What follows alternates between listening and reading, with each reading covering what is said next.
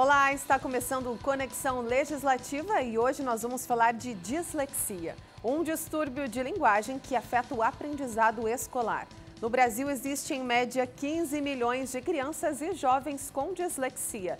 Segundo a Associação Brasileira de Dislexia, a ABD, este é o distúrbio de maior incidência nas salas de aula e atinge de 5 a 7% da população mundial.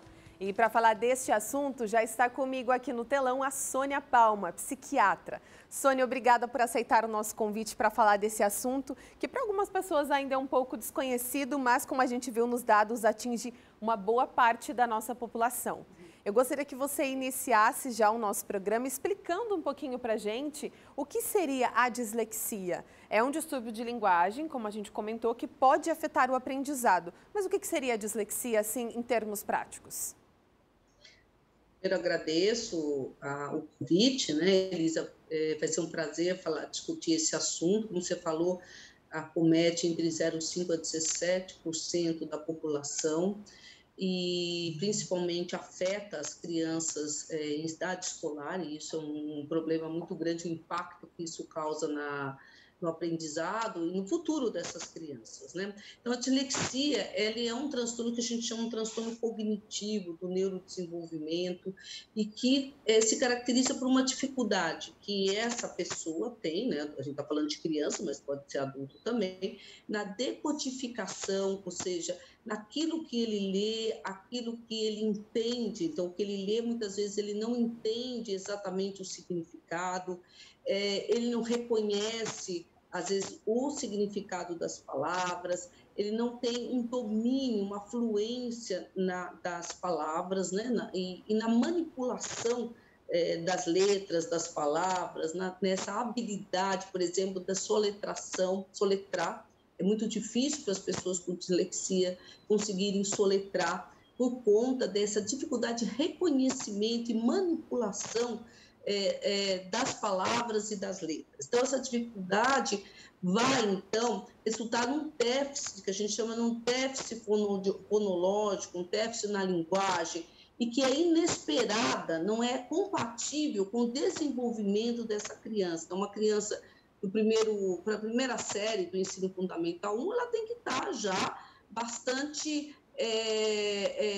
ter um conhecimento já importante das letras, dos sons, da formação de sílabas, né, a formação de palavras, né? Então, isso se aprende a fala começa com 1 ano, né? Já começa, então, com 6 anos se espera que essa criança já tenha um domínio dessa linguagem, o que não ocorre com as crianças que têm, então, dislexia. Sônia, além desse distúrbio, existem outros distúrbios relacionados à linguagem que muitas vezes os pais nem percebem. Mas a Lesp tem um projeto que prevê um ensino especializado para essas crianças. O que seria esse ensino, Sônia? Que essas crianças recebessem um atendimento de um profissional da educação para que elas não tivessem tantas dificuldades. Você acha que isso pode ajudar a criança, como psiquiatra, a vencer esse problema? Porque eu não sei, em termos técnicos, se é um distúrbio crônico, se ele pode melhorar, se o quadro pode evoluir. Como você pode explicar para a gente que esse projeto pode ajudar essas crianças? Elisa, o projeto vem, é muito bom, ele é muito oportuno, né? Principalmente agora que nós estamos voltando, né, às aulas presenciais, estamos saindo das aulas EAD, às aulas à distância, onde eu acredito que as crianças entre 6 e 7 anos, nesse período do ensino à distância, foram muito prejudicadas, principalmente aquelas crianças que têm uma dislexia, que têm uma dificuldade. Ele é um transtorno, então, neurobiológico, então ele precisa ser identificado precocemente, precisa ser encaminhado para uma avaliação multiprofissional, lembrando que toda vez que a gente avalia crianças, que a gente fala em crianças com transtornos, a gente fala em avaliações multiprofissionais, então, mais de um profissional, então, um fonoaudiólogo, um psicopedagogo, um psiquiatra, um neurologista, né, um psicólogo, muitas vezes até para fazer um diagnóstico diferencial com uma questão mais emocional e não tanto neurobiológica, como na dislexia, crianças, por exemplo, que têm mutismo seletivo, então pode ser confundido, essa criança não fala, mas não é a mesma coisa que dislexia, então às vezes alguns profissionais médicos precisam entrar para fazer essa diferenciação do diagnóstico. E uma vez feito o diagnóstico, precisam ser intervenções, as intervenções vão depender da gravidade, vão depender do diagnóstico, então, por exemplo, na questão da criança que tem uma dislexia, ela vai precisar de um tratamento fonoaudiológico, mas muitas vezes essa criança também tem uma depressão, uma ansiedade associada, então ela vai precisar de um psiquiatra infantil também. E aí, esse projeto, que eu acho que é a grande inovação é a questão da escola estar monitorando, né? Porque às vezes a gente sabe que às vezes fica dissociado, né, o tratamento da própria escola. Então, a escola faz parte desse tratamento, a escola faz parte do tratamento no sentido amplo, né? Dessa conexão com os profissionais de saúde. Então, a escola, os pais e os profissionais de saúde têm que trabalhar de uma forma integrada. Então, quando você tem um projeto que garante esse olhar diferenciado e o segmento diferenciado, ele é muito oportuno e muito necessário. Você comentou de alguns sintomas, como depressão e entre outras coisas relacionadas ao distúrbio. E a gente sabe que existe também a disgrafia e a descalculia. Eu gostaria que você explicasse também quais são as diferenças e também o que causa esses distúrbios. Siona, a criança já nasce com isso, o adolescente, ou ele desenvolve por algum fator relacionado ao aprendizado? De novo, são transtornos neurobiológicos, são transtornos que a criança já apresenta, né, já tenramente, né, no começo da sua alfabetização, ela já apresenta. Então, por exemplo, a disgrafia não é só a letra feia, né? Letra feia também faz parte, mas muita gente tem letra feia e não é uma disgrafia. Mas, em geral, também uma dificuldade na manipulação, por exemplo, do lápis, da caneta, da forma como essa criança segura o lápis, segura a caneta, a pressão que ela exerce no papel para escrever, se ela é muito lenta, se ela é muito rápida. Então, são vários fatores ligados à parte motora da escrita que vai, então,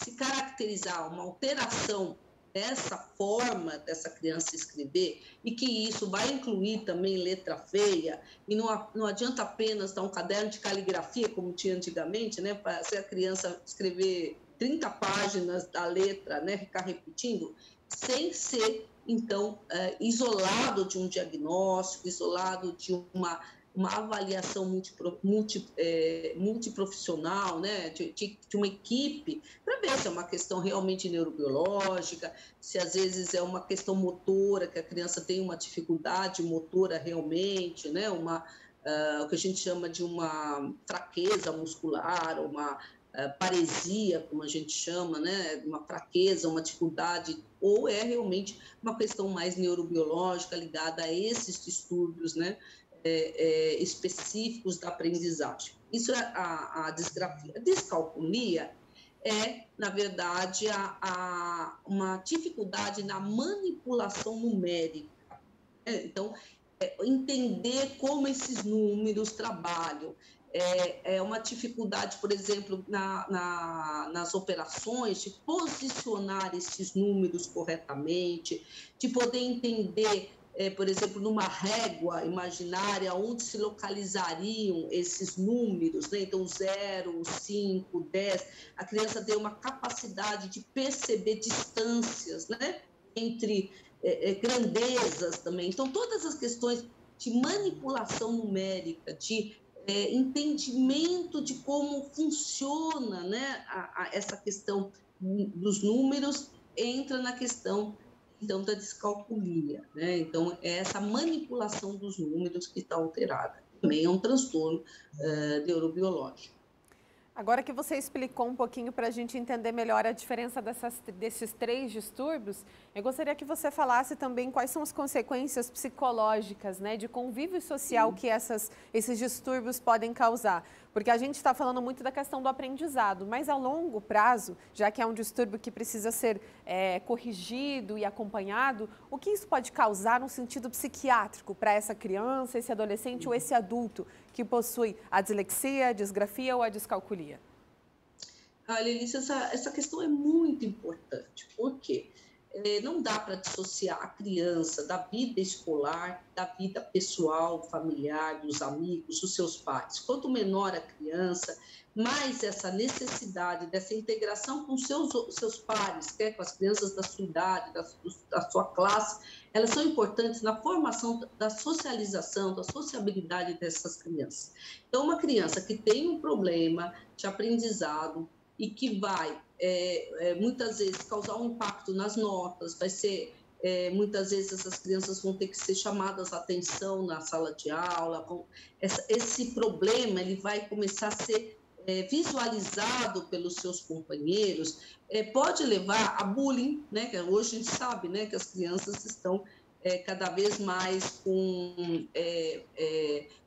criticando os seus colegas, né? Então tem essa questão do bullying, chamar de burro, chamar de lento, de tartaruga, os professores podem achar que é uma criança desinteressada, que não está prestando atenção, que não está envolvida, né, no aprendizado. Então isso vai causar questões que a gente chama de uma dificuldade de autoestima. Pode começar com uma baixa autoestima, eu sou burro mesmo, eles falam, é bonitinho, eles falam bonitinho assim, no sentido de como eles têm essa percepção de que tem alguma coisa errada com eles, e eles falam, eu acho que eu sou burro, eu acho que eu não sei, eu não vou aprender nunca, eu acho que eu não sirvo para a escola. Gente, isso tem que ser, essas crianças precisam de ajuda. Isso pode desenvolver um quadro de ansiedade, aqueles famosos brancos, na hora da prova, né? Então, estuda, mas chega na hora da prova, fica nervoso, não consegue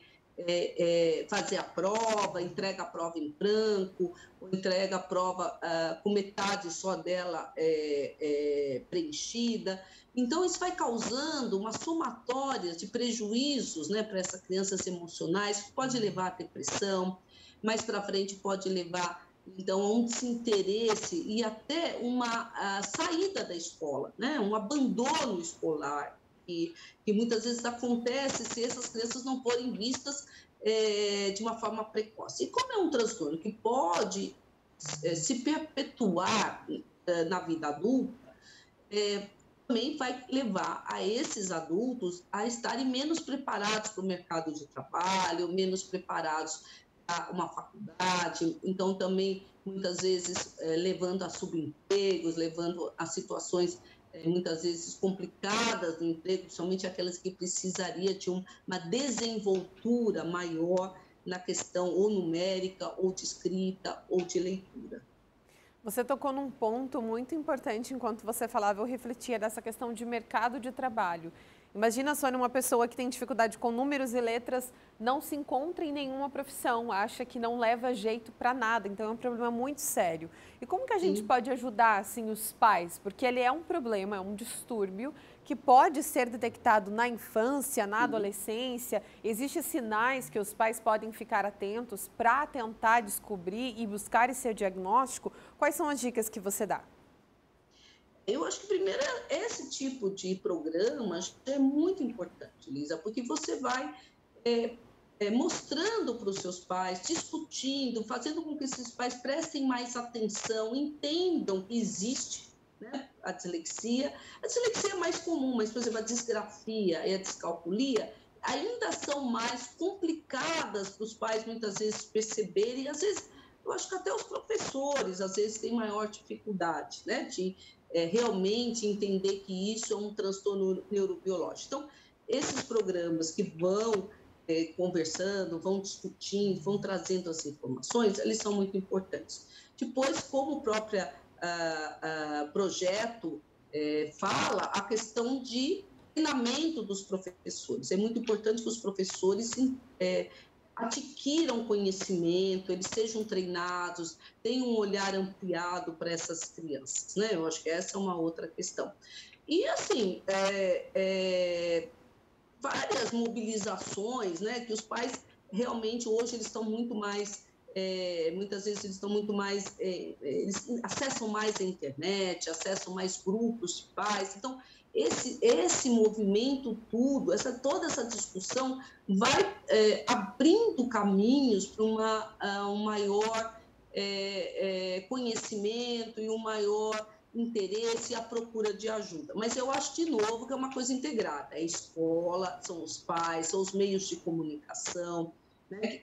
Todos esses juntos vão poder, então, direcionar, ampliar a visão e o acesso dessas crianças, adultos ou adolescentes ao tratamento e a melhora global, né, deles, né? Que é possível.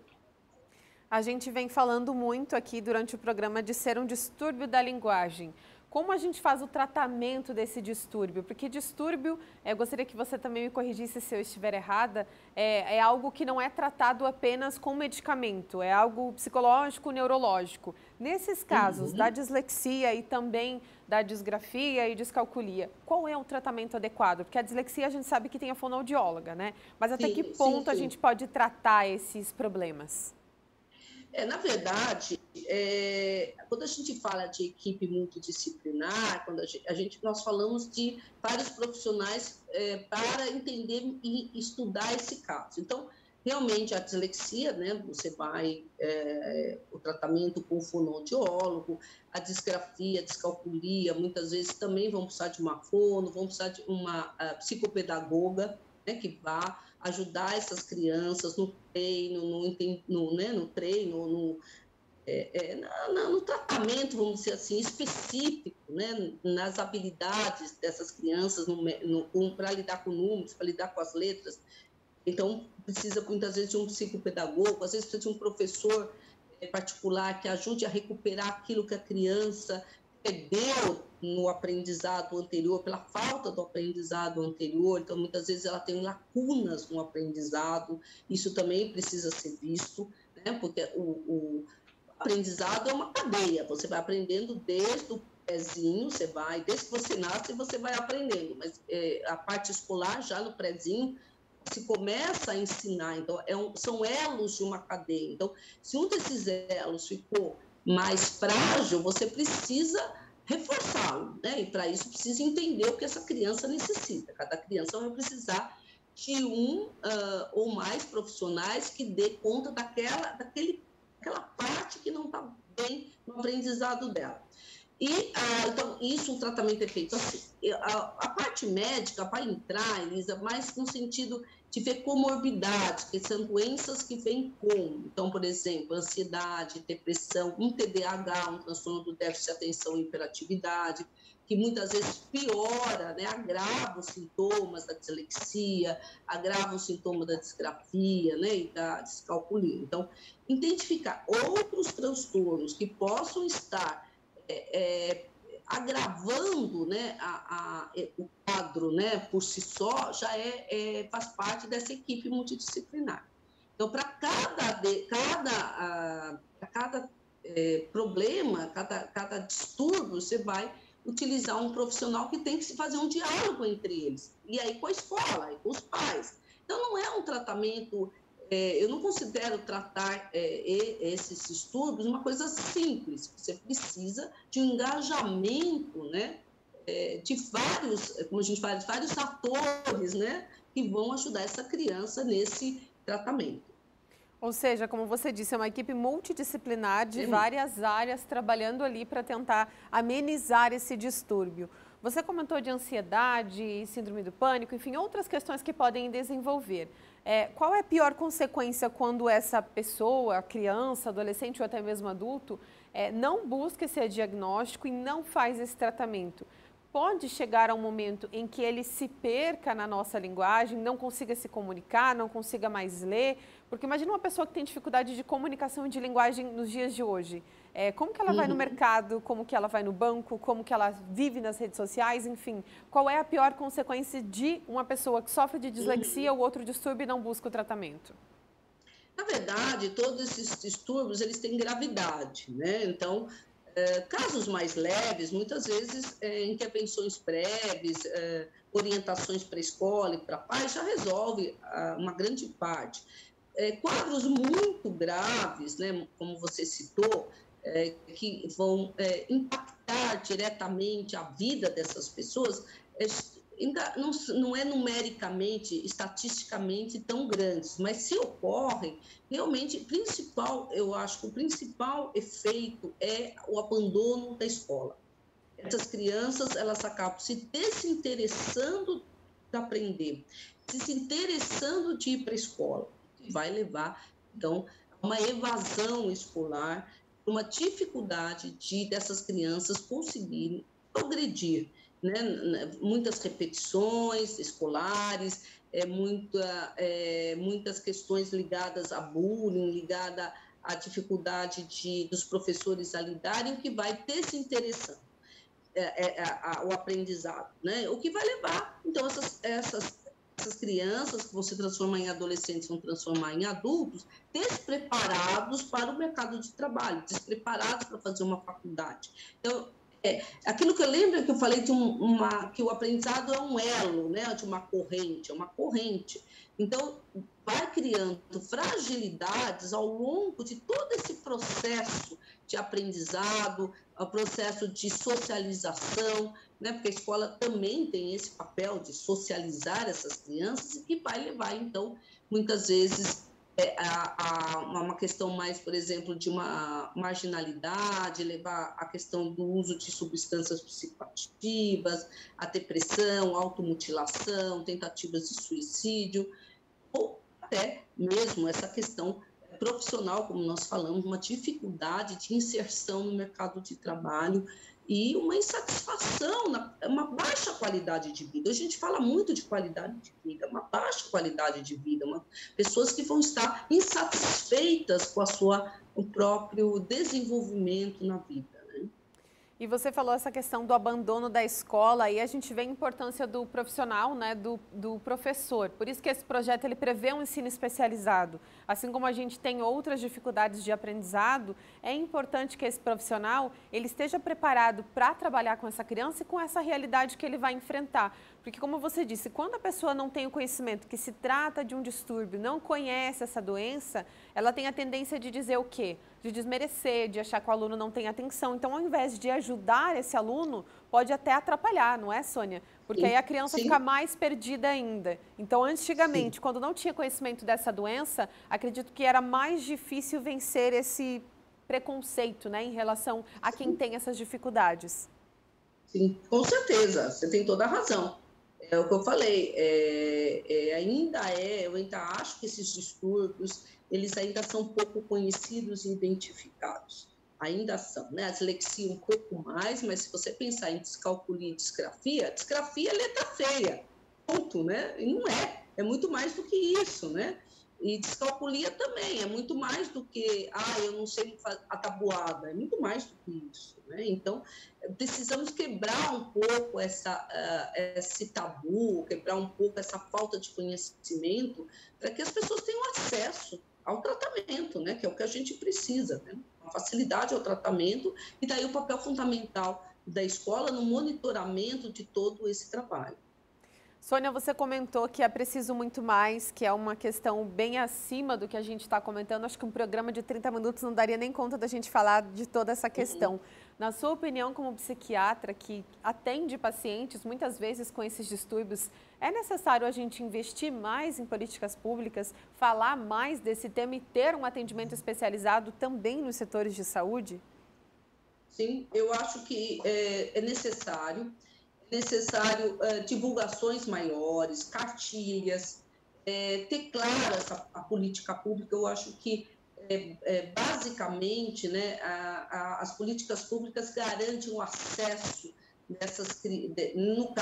neste caso, das crianças e adolescentes, a um olhar mais individualizado, mais ampliado para as suas necessidades. Então, é necessário que se tenham, né? Então, que esse projeto de lei vire lei, que virando lei, você tem como cobrar, a sociedade tem como cobrar, né?